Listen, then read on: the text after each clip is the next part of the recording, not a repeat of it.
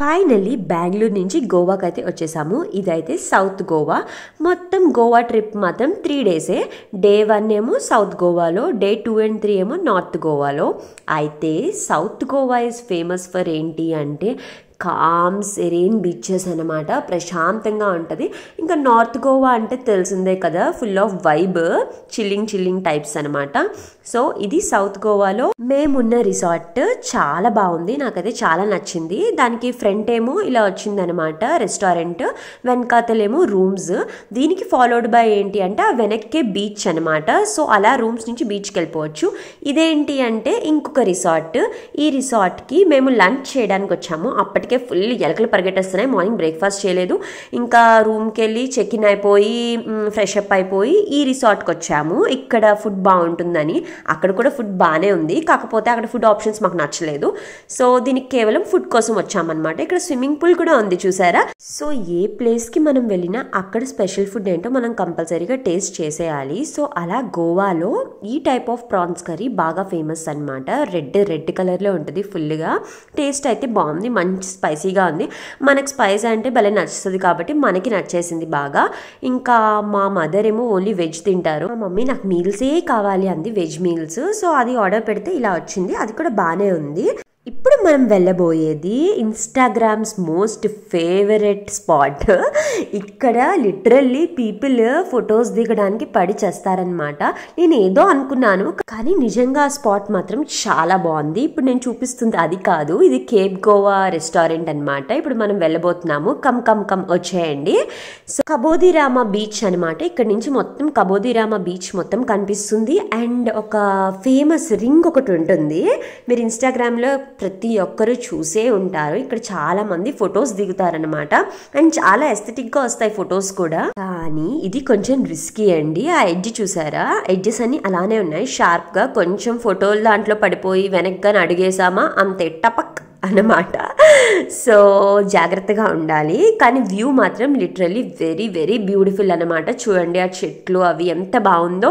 Beach కూడా చాలా అందంగా కనిపిస్తోంది, చాలా బాగుంది. ఇలాంటి ప్లేస్కి యూజువల్గా కొంచెం చల్లగా ఉన్నప్పుడు వచ్చి, అంటే కొంచెం లైటింగ్ ఉండాలండి, కొంచెం చల్లగా ఉన్నప్పుడు వచ్చి చేతిలో వేడి టీయో కాఫీయో పెట్టుకొని అక్కడ ఆ చివర్లో కూర్చున్నాం అనుకోండి, ఆ రాయి చివర్లో, అబ్బా భలే అనిపిస్తుంది. మేము వెళ్ళినప్పుడు కూడా మరీ అంత ఎండగా అయితే లేదు, అలా అని చెప్పి మరీ చల్లగా కూడా లేదు. సో అలా ఉందన్నమాట. సో కొంతసేపు మేము అక్కడ ఆ వ్యూని ఎంజాయ్ చేసి మంచిగా కొన్ని ఫొటోస్ వీడియోస్ దిగేసి ఇలా కొన్ని వీడియోస్ రికార్డ్ చేశాను మీకు చూపిద్దామని. ఇదేనండి నేను చెప్పిన రింగ్. చూసారు కదా, నిజంగా ఆ రింగ్ అయితే మాత్రం నాకు బాగా నచ్చింది. నేను కొన్ని ఫోటోలు దిగడానికి ట్రై చేశాను, అందులో ఏవో కొన్ని బాగానే వచ్చాయి. నెక్స్ట్ ఈ కేప్ గోవా రెస్టారెంట్ ఎలా ఉంటుందా అని చూడడానికి అయితే మేమైతే బయలుదేరాము. ఇది కొంచెం మెట్లు దిగి కిందకి వెళ్ళాలన్నమాట. ఇక్కడ మెట్లు దిగే వే ఉంది చూసారా, అది కూడా చాలా బాగుంది. అండ్ ఆ రెస్టారెంట్ కూడా అబ్బబ్బా నిజంగా చాలా బాగుంది. పైనుండి చూసి కిందన అబ్బా జనాలు ఎవరు లేరు అనుకున్నాను. కిందకి దిగి చూస్తే షాక్, ఫుల్ రష్ అనమాట. చాలా మంది ఉన్నారు జనాలు లిటరల్లీ. అండ్ మెనూ ఏంటా అని జనరల్గా చూశాను. అప్పుడు యాక్చువల్గా తినే మూడ్ అయితే లేదు. మెనూ చూస్తే అన్ని ఐటమ్స్ ఉన్నాయి. మా వాడు చూడండి ఎలా చూస్తున్నాడు, నన్ను రికార్డ్ చేస్తున్నారా అన్నట్టు. వెంటనే మొహం తిప్పేశాడు, ఓకే అన్నట్టు. ఇగో మళ్ళీ చూస్తున్నాడు, దొంగతనయ్యు. సౌత్ గోవా కదా ఏమంత ఉండదులే, అంతా నార్త్ గోవాలోనే ఉంటుంది అనుకున్నా. కానీ సౌత్ గోవాలో లిటరల్లీ అంత బ్యూటిఫుల్ అన్న వర్డ్కి న్యాయం చేసే ప్లేసెస్ సౌత్ గోవాలోనే ఎక్కువ ఉన్నాయి. ఇందాక నేను మీకు ఆ రింగ్ చూపించాను కదా, అదే ఫోటో స్పాట్.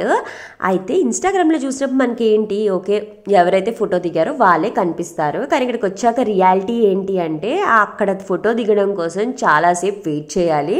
అంటే లిటరల్లీ ఎవ్రీవన్ అక్కడ ఫోటో దిగాలి అనుకుంటారు ఆబ్వియస్గా వచ్చాక. సో కొంచెం టైం అయితే పడుతుంది అండ్ చాలా క్రౌడెడ్గా కూడా ఉంటుంది. అండ్ ఇదిగోండి చూసేయండి, ఇది Cape Goa restaurant. So south గోవాకి వస్తే ఈ ప్లేస్కి అయితే ఖచ్చితంగా రావాలి. ఎందుకంటే చెప్పాను కదా, సో వైబ్ కోసం కాకుండా కామ్గా ప్రశాంతంగా కొంచెం కూర్చొని అలా ఎంజాయ్ చేయాలి అనుకున్న వాళ్ళకి ఇది పర్ఫెక్ట్ అన్నమాట. కానీ మెట్లు దిగేటప్పుడు నాకైతే ఏమనిపించిందో చెప్పనా, కొంచెం జాగ్రత్తగా దిగాలి. కొంచెం స్లిప్ అయ్యామంటే టపక్కని రోల్ అవ్వకుంటూ డైరెక్ట్ రెస్టారెంట్ కిచెన్లో పడతామన్నమాట. సో ఇలా కిందకి దిగేసి రెస్టారెంట్ని ఒక లుక్ ఇచ్చేసాము. దాని తర్వాత మళ్ళీ పైకి వచ్చేసి రాగానే మాకు కొబ్బరి నీళ్ళు కనపడ్డాయి, కొబ్బరి బోండాలు ప్రెసైజ్లీ. సో ఇంకా కొబ్బరి బోండాలు పక్కనే షుగర్ కేన్ జ్యూస్ ఫ్రెష్గా తీసి ఇస్తున్నారనమాట. సో నేనైతే షుగర్ కేన్ జ్యూస్ తాగేశాను. సో తనే ఏమో కొంచెం కోకోనట్ వాటర్ తాగాడు. ఇక్కడ కొంచెంసేపు అలా కొంచెం చిల్లయ్యామన్నమాట. కొంచెం ఎండ దెబ్బ అయితే తగిలింది ఫ్రాంక్లీ స్పీకింగ్. ఎంత మరీ ఎండ లేదు అనుకున్నా కూడా ఎండ అయితే గట్టిగానే ఉంది. అండ్ మన వైజాగ్తో పోల్చుకున్నా కూడా హ్యూమిడిటీ కొంచెం ఎక్కువే ఉంది.